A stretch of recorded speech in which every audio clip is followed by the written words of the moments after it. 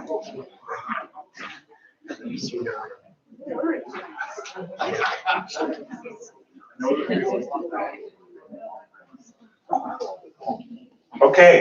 welcome everyone to tonight's program featuring Buck Niehoff and Hope Taft. I'm Chuck Peterson, Vice President of the Granville Historical Society Board of Managers. I should mention that tonight's program, as well as other programs we hold throughout the year, are supported by a grant named for former Denison University President Dale T. Noble and his wife Tina, who have always been supportive of the Granville Historical Society. So, speaking of Denison, Buck Niehoff is a 1969 Denison graduate who retired 10 years ago after practicing law for 40 years at a Cincinnati firm. Since then, he has written and published 7 books, including one that came out last year on tonight's topic, Walking Ancient Ohio, and there will be copies available afterward.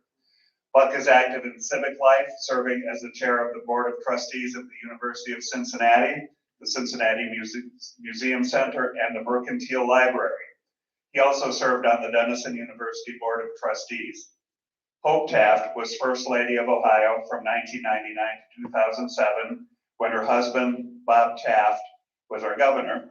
During that time, she developed a passion for native plants and the environment and created Ohio's Botanical Garden of Native Plants on the grounds of the governor's residence. She still volunteers to help maintain it. She has since become involved in the conservation of the Little Miami River and the effort to elevate the Hopewell culture of Ohio to World Heritage status.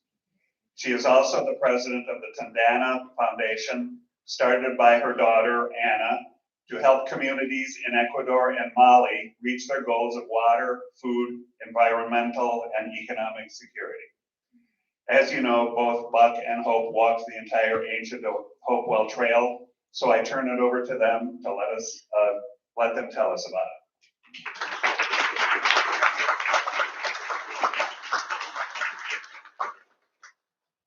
Hope and I are very pleased to be here tonight.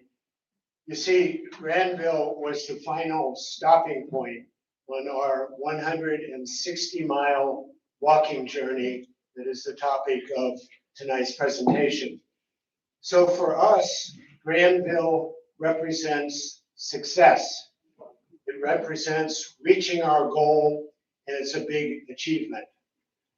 In addition, of course, I have the personal connections with Granville going back to 1969. And because of the persuasiveness of my friends, Tom Martin and the late Tony Liska, I have periodically been a member of the Granville Historical Society. If you look on the back cover of the 3rd volume of your wonderful bicentennial history of the village, you can see the blurb that I wrote about that remarkable trilogy that you published. One more thing about being here, and this is perhaps the most important. Granville is near the epicenter of the Hopewell culture that thrived in Ohio from 1 AD to 400 AD. These ancient people constructed incredibly complex earthworks for their spiritual celebrations. 2 of the most beautiful of them are the Octagon and the Great Circle in Newark. These 2 great structures, along with 5 in Chillicothe and Fort Ancient near Cincinnati, have been nominated for the UNESCO World Heritage List, which includes the most important cultural places in the world. Currently, only 1,157 sites worldwide are on this list. In the United States, there are only 24. To bring attention to these Hopewell Earthworks was the goal of our 160-mile walking adventure, and we would like to begin the program by telling you a little bit about these stunning sites. So the Hopewell culture sites are very, very exciting and thrilling to me. And I first got a glimpse of them back in 2005 when the moon was at its northernmost point in the horizon, and Bob was governor, and so we got invited over to see it at night. And I will be very happy if this is inscribed into the list World Heritage Sites around the country, around the world this year, this September when it's supposed to be, because it'll be about 18 years since I started falling in love with the Hopewell culture. And that's about the length of time it takes the moon to do its full circle. So maybe when the moon gets 18.6 years away from when I first saw it at its northernmost point, we will be on the inscribed onto the list. Yeah. So I want to, yeah, keep your fingers crossed.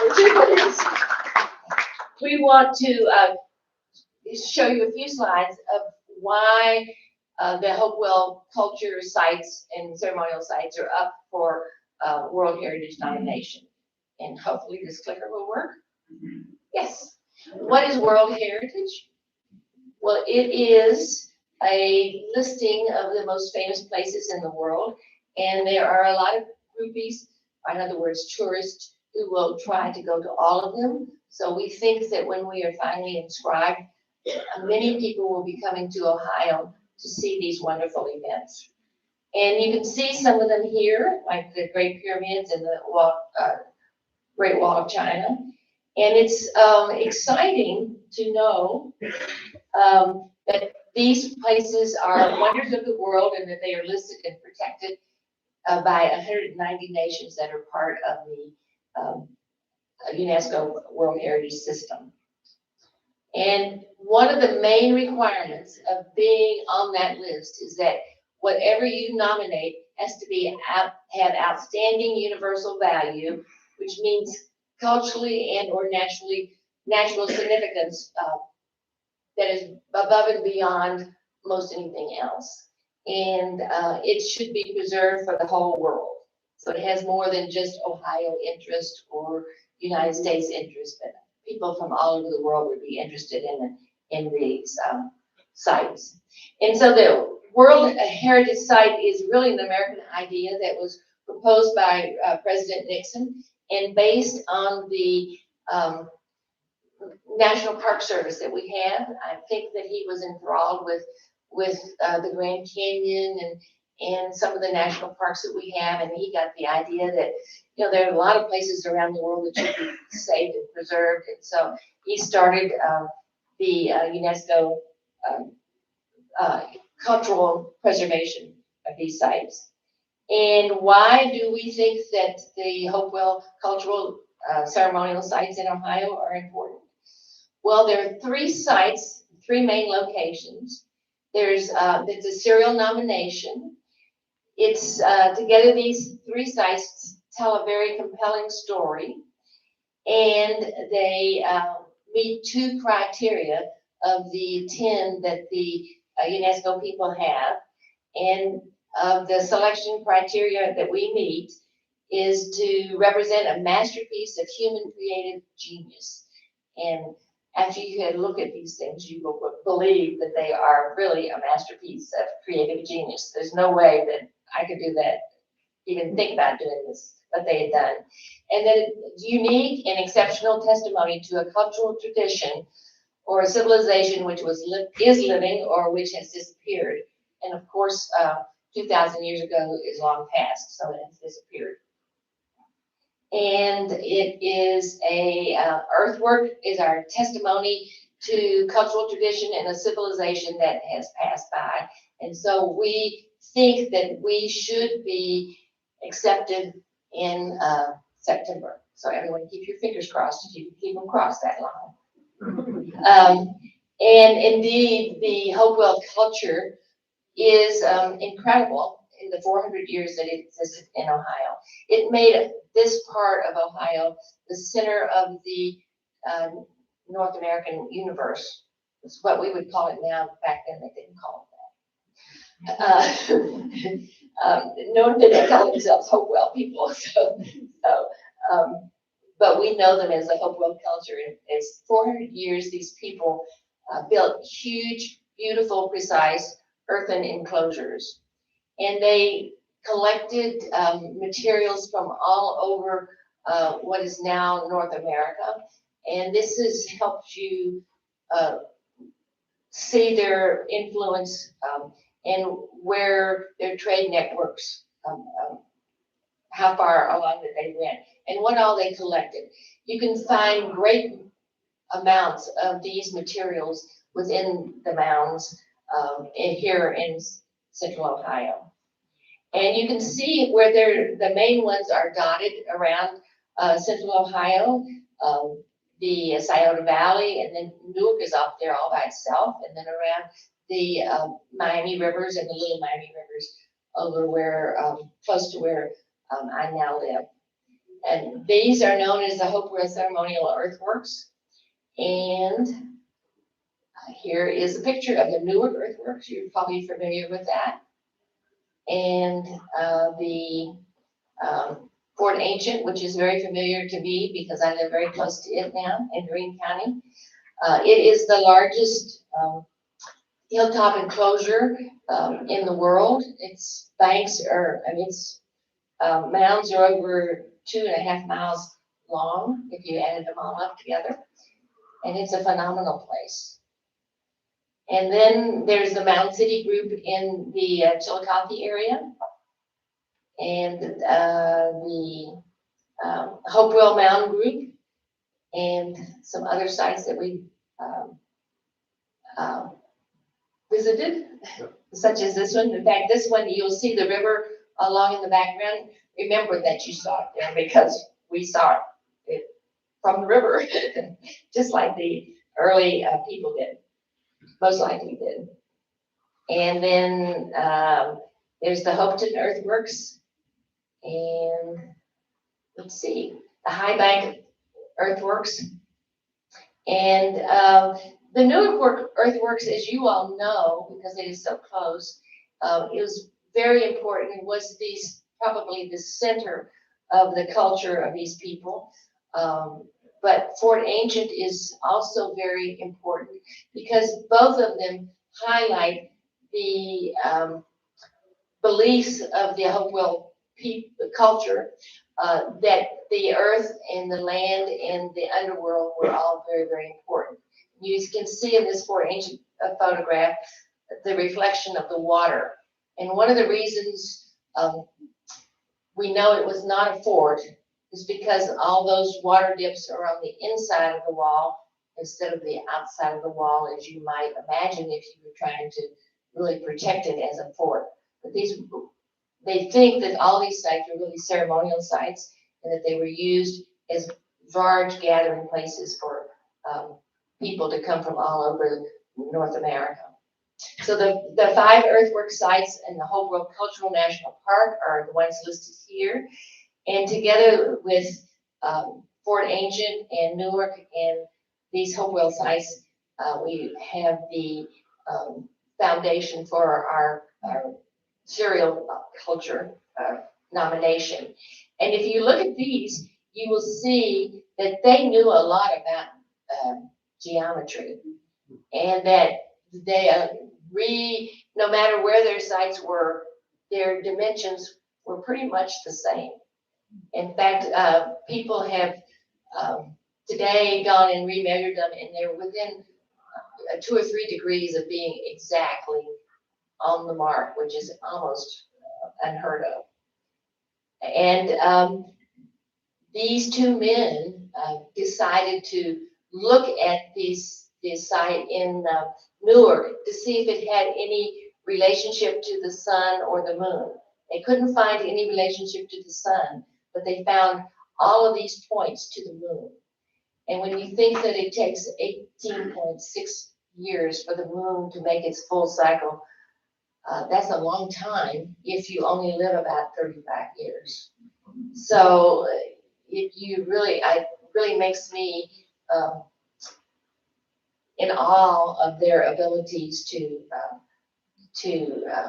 align things, to pass on information, and to be such wonderful builders. And here we are at the moon rising at the 2005. And here it is at the southernmost point in 2015. And 2024, it should get back to its northernmost point again. And we should be able to celebrate that. And then now that you know why we wanted to walk this 160 miles, because all of these sites are very, very different and very exciting to see in person, we will take you on our walk. Thank you. By the way, put on your calendars October 21st, 2024, because that is when the celebration will be for the northernmost moonrise at the Octagon in Newark.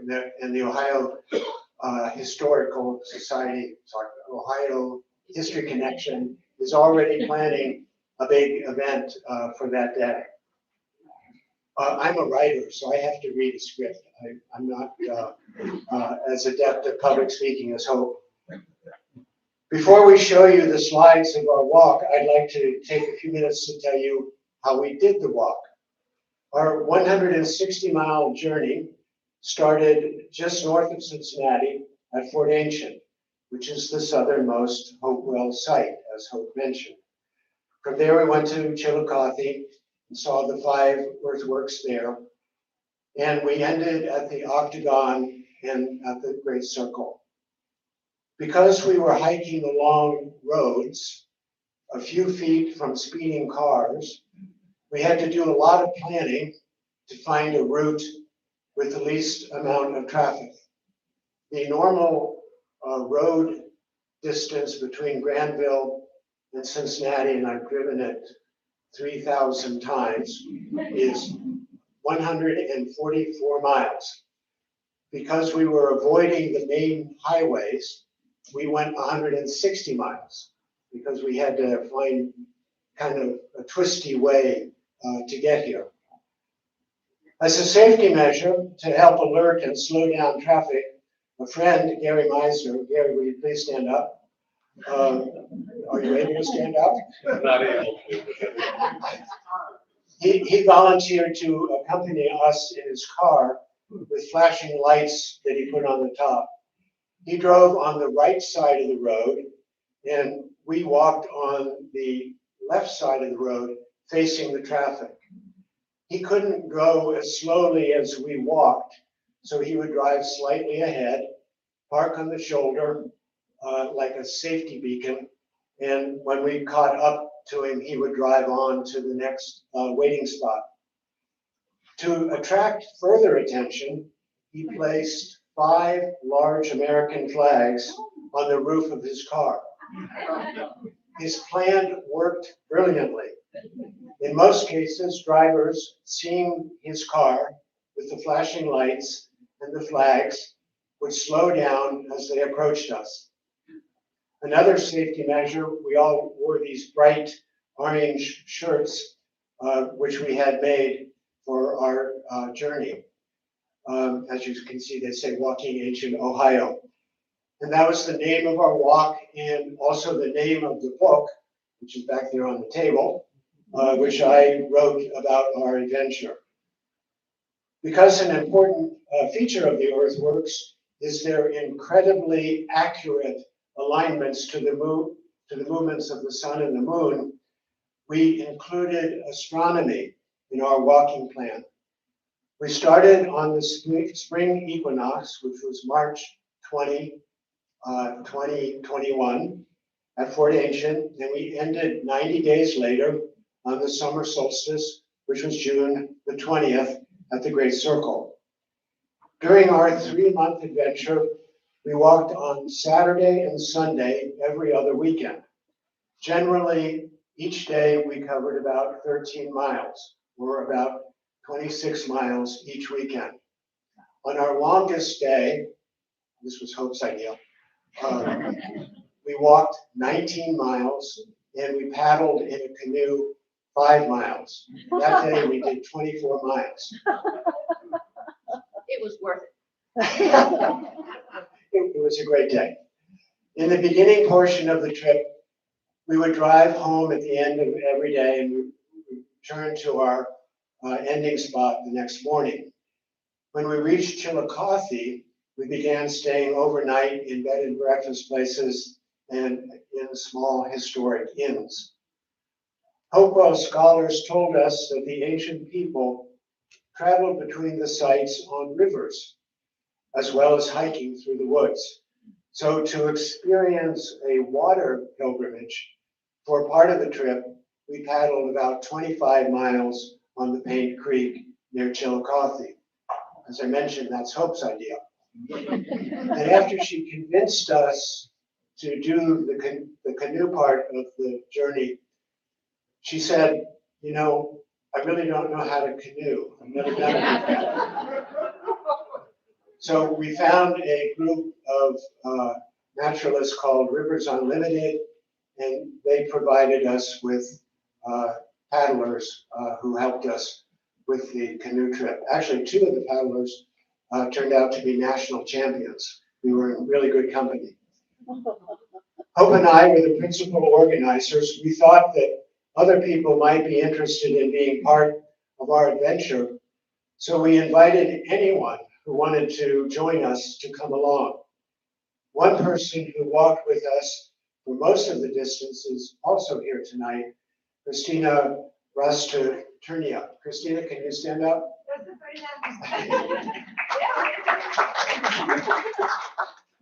Other hikers joined us for a day or 2. When we visited the Octagon and the Great Circle, our group swelled to more than 30 people.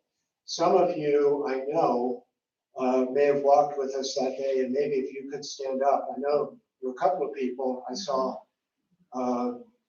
Dr. Shields, Bill Weaver were with us that day. Maybe there were others. And we appreciated you being with us that day. On our final celebratory hike around Fort Ancient, which was only a little more than a mile, at least 62 people showed up that day. Free food. And it was free food. Now Hope and I would like to show you a series of pictures about our walk, and if you have any questions or thoughts as we go along, Ask him. ask Hope.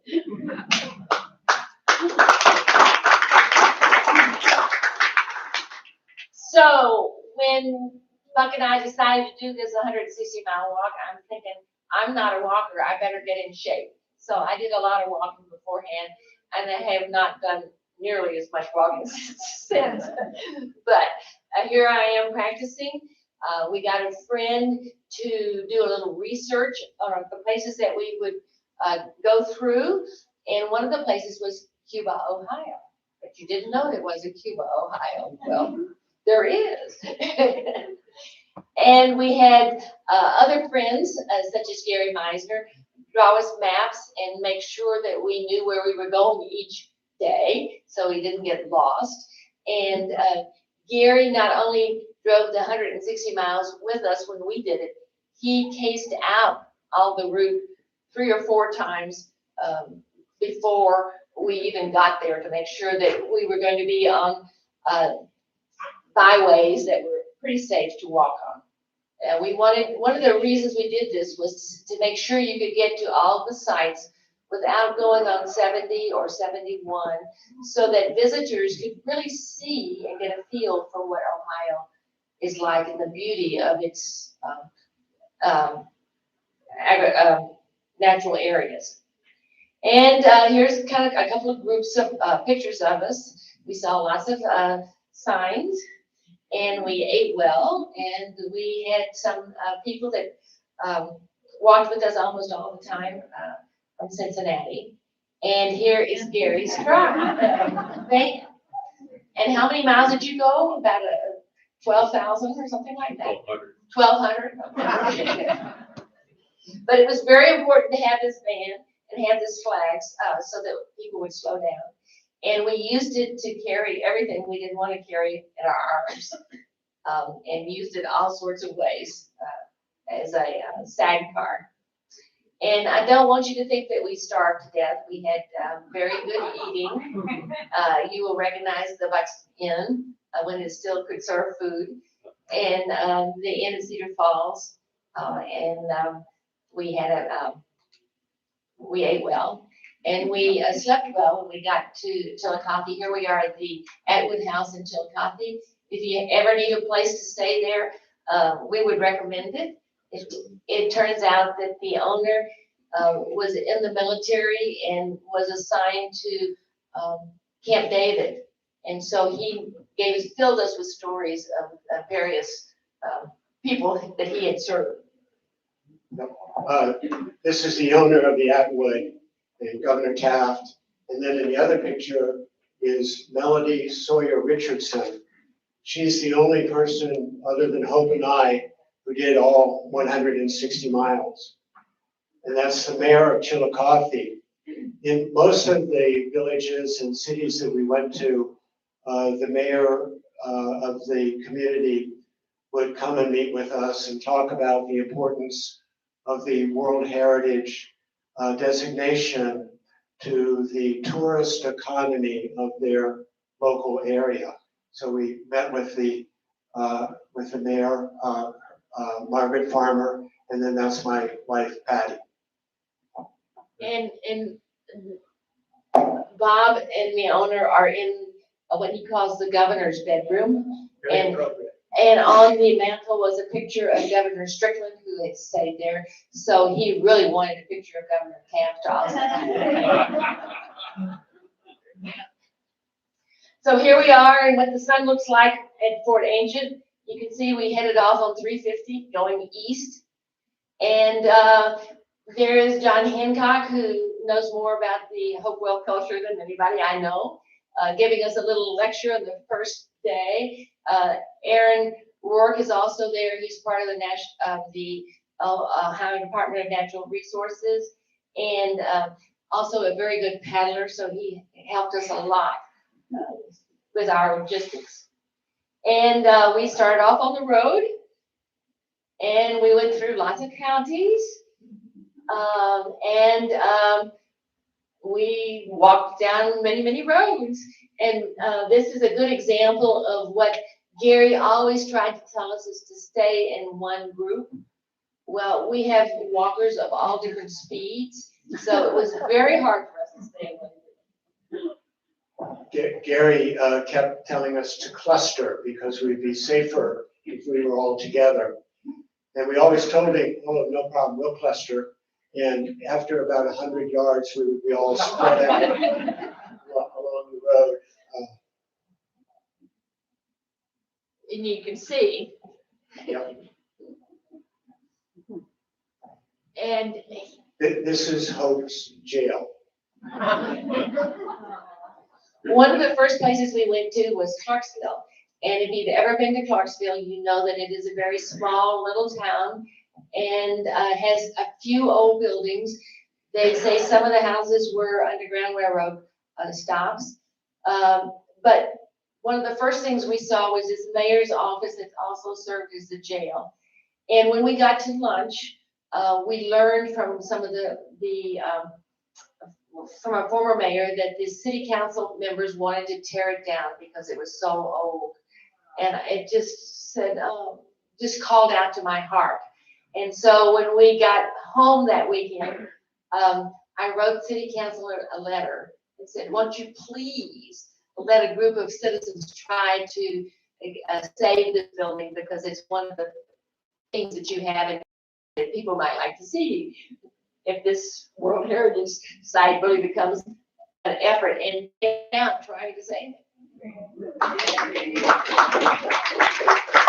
And you can see Hope's image appropriately in the building, because she's the one that caused this building to be saved. And there's now a group in Clarksville, I forget the name of it, but it's dedicated. Do you remember the name? No. It's dedicated to the preservation of this building. The nonprofit group has acquired it from the village. They put a new roof on it to stabilize the building, and they're working to raise the money to preserve it. One of the things we were told in many of the small communities that we went to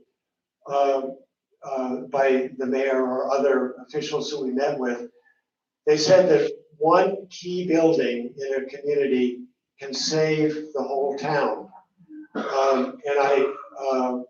When we got here to Granville, we met with the president of the university, and he told us exactly the same thing. He said that in Granville, it was important that the Granville Inn be saved. It's the biggest building in town, and it's a key building, and its preservation was important for the future of Granville, which is why the university stepped up and saved this structure. And we were very fortunate to have Buck walk with us because Buck knows a lot about architecture, and he could tell us all about the different kind of styles of houses that we passed along the way. I love this picture. There's a man standing on the porch. He's eating a bowl of oatmeal.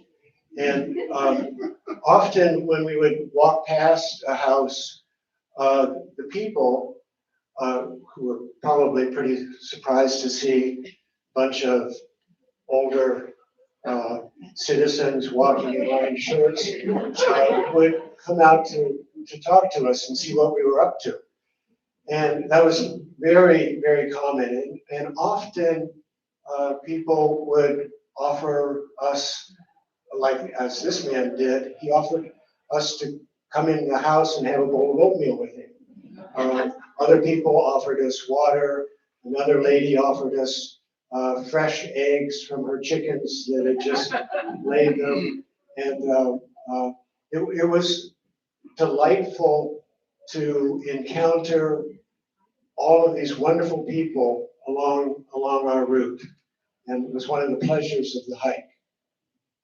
And we also saw many other things, like a lot of farm equipment and a few cemeteries that are very old, and some things that you might not expect to find on your trip. But we had lots of interesting exhibits along the way.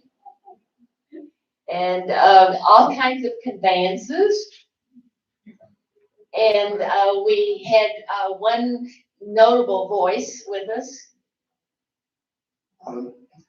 I don't know if WLW radio projects all the way up here to Granville, but the man in the middle is he was a radio, Jim Scott, a radio broadcaster for 47 years on WLW. He had the morning show from 5 a.m. until 9 a.m. This is the Batter Up Bakery in Leesburg, Ohio. And Hope had scouted the route that day, for that day, and she'd stopped at the Batter Up Bakery and told the bakers, who are these four ladies, that we were going to be coming. And they had a big box of donuts for us to take along on our hike, which they gave us for free. Jim Scott came in the bakery and he said in his very distinctive voice that people have been hearing on the radio for 47 years, he said, "Where is the men's room?" This lady said, "I know that voice. I woke up to him for the past 40 years. And so Jim Scott attracted a lot of attention throughout the entire hike, and was with us most of the time, but not the entire 160 miles. And I found it very refreshing that I wasn't the star as a former first lady, that Jim Scott was the star of the trip.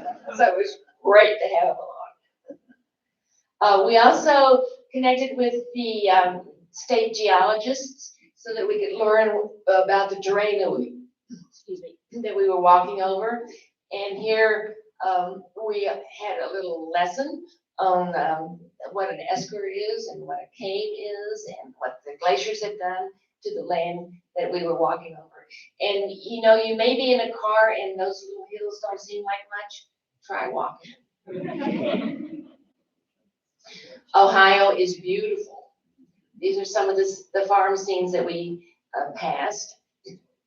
And here we are as a group getting ready to walk from Greenville down to Paint Creek. And I don't know if you want to say anything about it or not. I'll go through our cast of characters. This is Mary Mertz, who is the director of the Ohio Department of Natural Resources. She came with us. Jim Scott, his wife Donna, the great Gary Meisner, Christina, Aaron Rourke, who organized our canoeing that day, Hope, me, Melanie Sawyer Richardson, who went with us the whole way. And this is Senator Steve Wilson and his wife, Jill Wilson.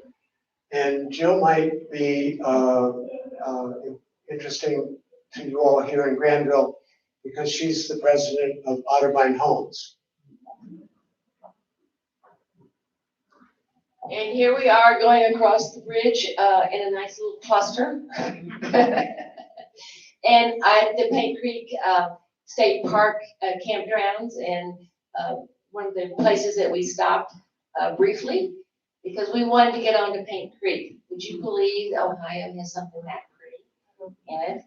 And then we did not canoe over this, but we did canoe in the flatter part of the creek. And here we are getting started on our big water trip. We learned that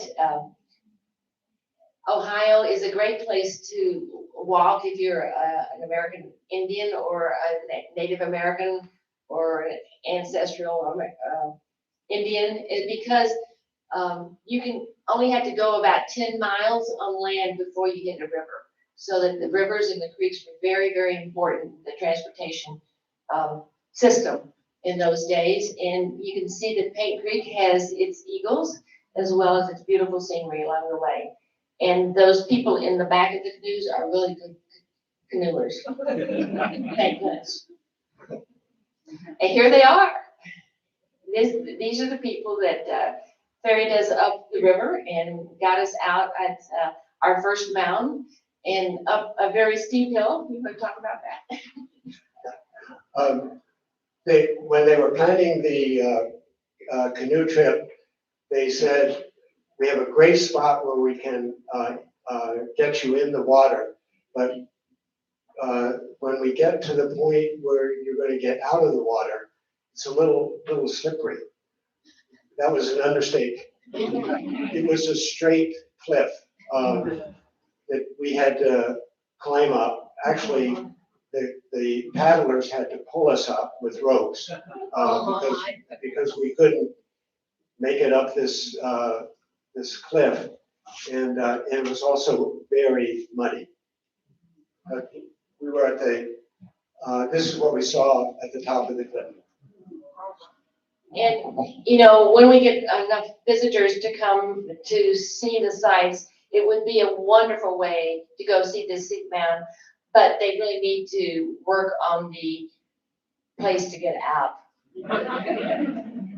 But the Paint Creek is a beautiful creek, and maybe someday it will become a state scenic river, but it is not right yet.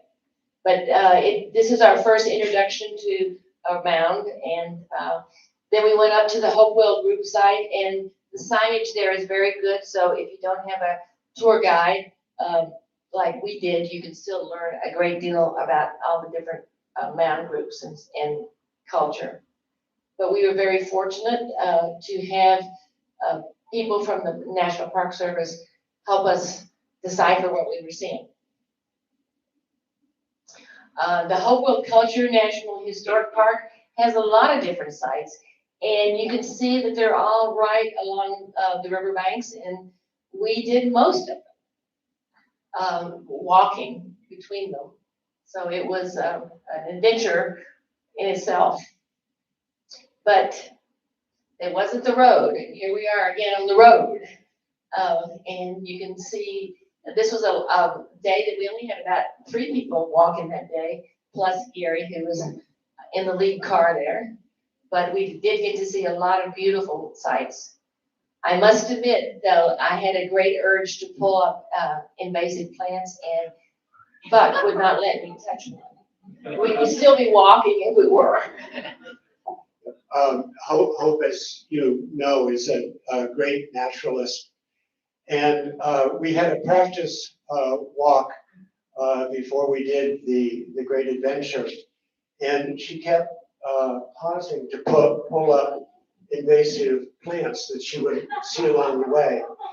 And the other thing she did, she'd pick up trash, and she had a trash bag. But we didn't make any progress because we were always bending over to pick up something. So Hope was forbidden to pick up trash or pull up an invasive plant for the entire walk. Let's see, this is in a little village, Tarleton, the village of Tarleton, which is on the Zane Trace. If you know, the Zane Trace went from the Ohio River all the way to Washington, I believe. We stood in front of this historic marker in the little village of Tarleton. Tarleton is famous for the mound that it has. It's in the shape of a cross. There it is. It's a somewhat unusual one because of its shape. Most of them are sort of snake-like. But here we are, after seeing the cross, we have to have a little lunch, so we just kind of stopped wherever we were and had our lunch and kept going. And finally, we ended up at Buckeye Lake. We were decided to take a trip across the lake instead of walking around the lake because it was shorter. And we were very fortunate to have Captain Buck lead us. And so Captain Buck led us on the boat, but he also led us on the land. So there's our 2 Captain Bucks. And here we are on the bike path headed towards Newark. And there is us getting on the bus to leave Granville, where we were spending the night, to go back to Newark to see the Octagon and the Great Circle. And Bill was telling us all about it. So thankfully he was there. And then John Hancock again and Gary had these great maps to tell us all about the Newark Earthworks. John Hancock is a professor emeritus at the University of Cincinnati, and he's the one who wrote the application for the World Heritage listing. The application was 800 pages long, and it was submitted in January 27, 2022, and was accepted. And the International Council on Monuments and Sites came and looked at all of the locations, including Newark. Did they stay here when they were here? They might have. Yeah, I'm not sure if they stayed here. And they, after the site visit, they also approved everything that they saw. So now the nomination is in the hands of the UNESCO World Heritage Committee, which meets once a year to decide on the recommendations that they've received. And they will be meeting on starting on September 10th in Saudi Arabia. In 2022, they did not meet because the chairman of the committee was a Russian, and the other countries that had representatives on the committee boycotted the meeting and refused to attend. So in 2022, the World Heritage Committee did not meet. But we were meeting and learning all about the Great Circle and the Octagon, and here you can see us right in your backyard in Newark. And when Bob was governor in 2006, the fourth grade class over at Newark decided that the state needed an official prehistoric site and nominated the Newark Earthworks. And because one of the girls in that class, his father happened to be Jay Hottinger, it passed. So now in the governor's residence, there is this picture that was given to the Governor Taft to celebrate that day. We had this wonderful trip and big celebration, and then we went back to Fort Ancient where we started because it was so cold when we started we couldn't really see anything, and we got John to give us a tour of the earthwork there, and he's now standing by the gate in the wall where the people would have come up from the Little Miami River to get into this big ceremonial site. And then we decided we hadn't walked enough still, and so we went over to Dawes Arboretum, which is very close, and they have a mound over there, which we saw, and you can see how a mound now looks with all the trees growing on it. And we did some more walking.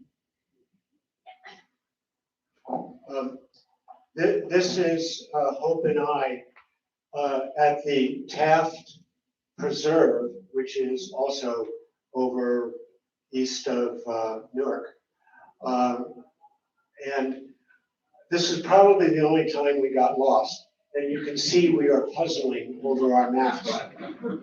Because I wasn't there. That's right. Yeah, Gary wasn't there. But Gary's the one that gave us these maps that didn't make sense. But we were supposed to find and look at this unique mound in the Taft Preserve, which of course we couldn't find. But we weren't going to admit that to Gary. So when we went back to the parking lot, Gary said, how was the mound? And I didn't want to lie.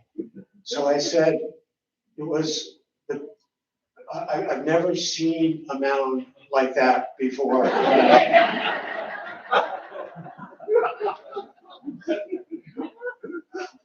So then we ended up at Flint Ridge, and if you've never been to Flint Ridge, I highly recommend that you go. It's a wonderful spot. There we have Brad Ledford from the Ohio History Connection giving us a little talk on Flint and how you can find Ohio Flint in all those places where they brought famous beads and shells and mica to the central area. And then we went to the Flint, the ridge itself, where you could see the places where people had dug out the flint. And then we got a demonstration on how you nap a piece of flint into an arrowhead. And they did that in about 20 minutes from just a rock to what he's showing you in his hands there. And Buck's looking at, incredibly amazed. And we learned from Brad that historically, Ohio flint was not mined very much before the Hopewell culture. But during that culture, those 400 years, it was mined a great deal. And you can find what they call blanks in a lot of different places. And you can find them in places where someone probably sat and made them or made points. And then after the Hopewell culture disappeared, the amount of flint that was mined almost disappeared too. The industry, the first industry in Ohio went up and then it went down. But here you can see some of the big holes that were that the people got the flint out of. And then we had one final walk we had to do. This is the Grandma Gatewood Trail at Hocking Hills. And I think we did it because we were in the habit of walking. We didn't know what else to do other than go for walks. Grandma Gatewood is a very interesting Ohioan, really a heroic lady. She was a Hocking County farm wife and overweight, heavy, and she had 11 children and an abusive husband. When she was 67 years old, she said, "I've had enough of this." And she walked out the door. The only thing she had was a tarpaulin, which she took with her. And she began walking. This overweight farm wife, 67 years old, and she walked the entire Appalachian Trail. She was the first woman this was in the 1950s, the first woman to do a solo hike on the entire trail. But she got walking into her blood as well, and she did the Appalachian Trail 2 more times and became the first person, man or woman, to walk the trail solo 3 times. And the last time she did it, she was 79 years old, if you can imagine that. So Grandma Gatewood is a great Ohioan, and we had to walk the so-called Grandma Gatewood Trail in Hocking Hills. She was really inspiring to me, kept me going. And here is Buck taking notes for the book that he wrote. And every time we turned around, he was sitting down, writing and taking his notes.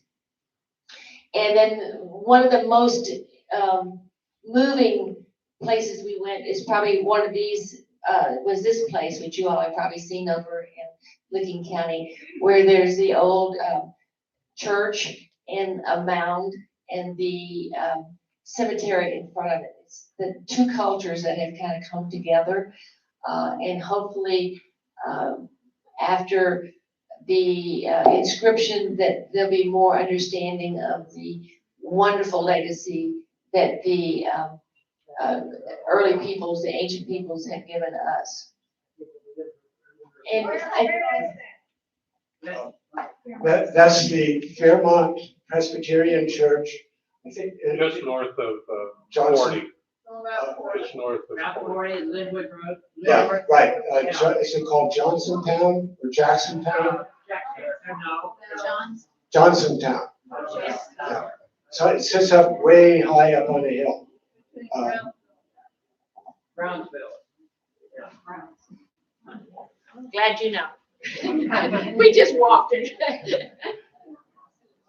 But I think it points out that in the European culture, stone was very important as a building material, but in the ancient people's culture, land was much more valuable. And that's why it's really nice to see both cultures here represented so well. And here's our walkers and our photo credits. And we had a wonderful time. And if you haven't been to the Ohio History Connection, they have a wonderful new exhibit on the culture and the indigenous wonders of the world. And you can go and get a feel for how big these mound structures are. They have one where you can put the Colosseum in the Great Circle to scale. Wow. And you can see that it takes a lot of Colosseums to make one Great Circle. You can see how high the mounds were because they have them painted on the wall, and they dwarf people standing on the ground. So it's a wonderful exhibit, and I hope that you will go there. And that's it. Except we have this wonderful brochure that you all have probably picked up that Gary Meisner is responsible for because he is president of Scenic Ohio, and it's a wonderful view of our trip. The book, Walking Ancient Ohio, which is Buck's book, is back on the table for $15, and Buck is donating all of that money to the effort of getting the World Heritage Site inscription. And then you all might have read all of the articles in here.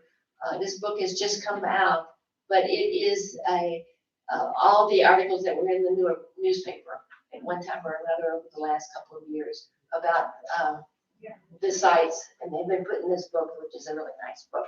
But we don't have that, and we have to order that. Okay.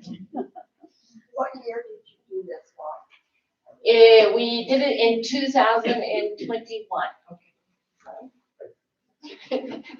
I have to think. It's what we did to occupy ourselves during the COVID pandemic. We welcome questions, yes. You mentioned the pandemic. Did it impact you in any way during your travels or training? Well, a little bit. Generally, we were outdoors, so that was advantageous. And we couldn't stay together, so that was advantageous. And you might have seen we wore masks when we would go into a building, like for lunch or something like that. But by the spring of 2021, we were able to get hotel rooms and so forth. Things had opened up enough by that point. Yes.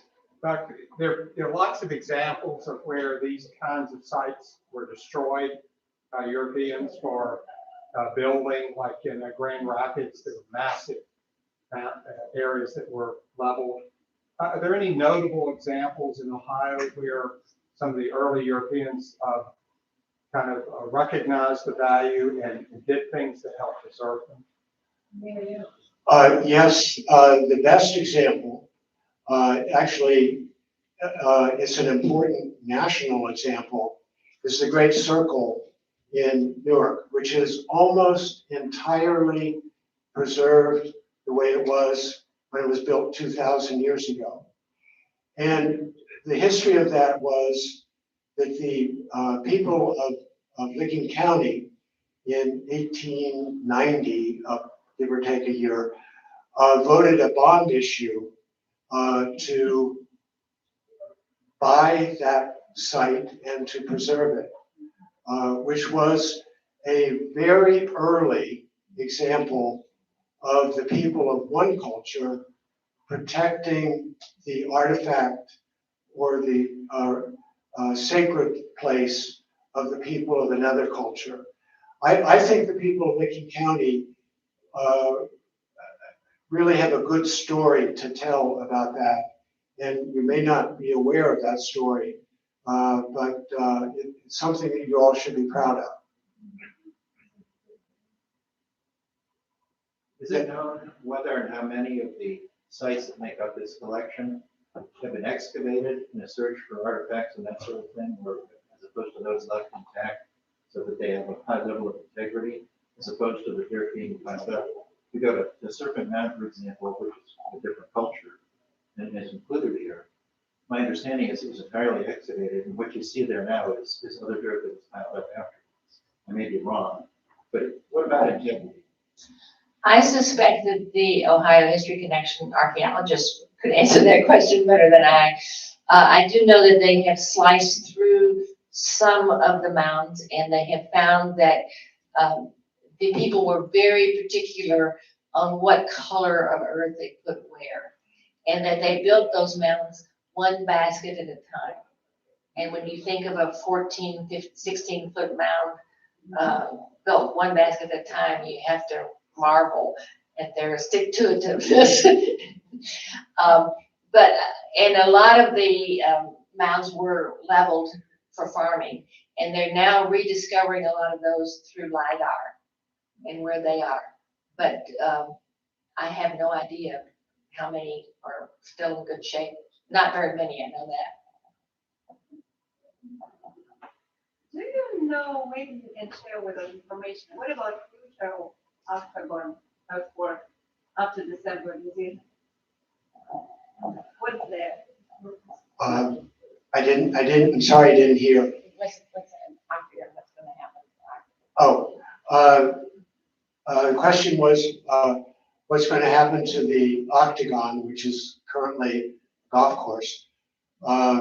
The Supreme Court in November ruled that the Ohio History Connection can legally condemn that property and acquire it. The Ohio History Connection owns the property, but had leased it to the golf course for a long period of time. So the Ohio History Connection is in the process of negotiating with the golf course the price for the buyout of the lease. And that is unresolved at this point. I think it has to go back to court, to lower court, which will meet in October, which will help them decide what's a fair price. When the heritage site is listed with this as a part of it, what are the plans for the trail following that? You mean our trail? The trail you follow, or the trail that you would like to see venerate that whole project? Gary could probably tell us more about that than anyone else, because he has been working with the several departments. So what we've been doing is, I've got cracked ribs, so I can't stand easily. Anyway, so what we've been doing is working with Ohio Department of Transportation, Tourism Ohio, ODNR, to set a route, a driving route, so that we can come up with some unique signs that relate to it. And whether it's called the Ancient Ohio Trail or something else, it'll have a special need. And so those signs probably would be installed sometime late this year, early next year. It's kind of a floating thing. As far as the walking trail goes, it's and I'm not sure I would encourage it. No. You know, we were lucky that we didn't have any casualties, you know, along the way, because a lot of those 2-lane roadways are heavily traveled and people don't necessarily respect a 50-mile-an-hour sign. But we have talked a little bit with ODNR about certain trails being established. And there are some hiking and biking trails that were part of our walk in Chillicothe and up in Licking County, you know, that paralleled the walk and really made it a lot easier, safer. So maybe eventually. So there's a lot of evidence that the ancient people made pilgrimages between the sites. John also said that Hope and I in our group were probably the first people in 1,000 years that went the entire distance. We probably will be the last people.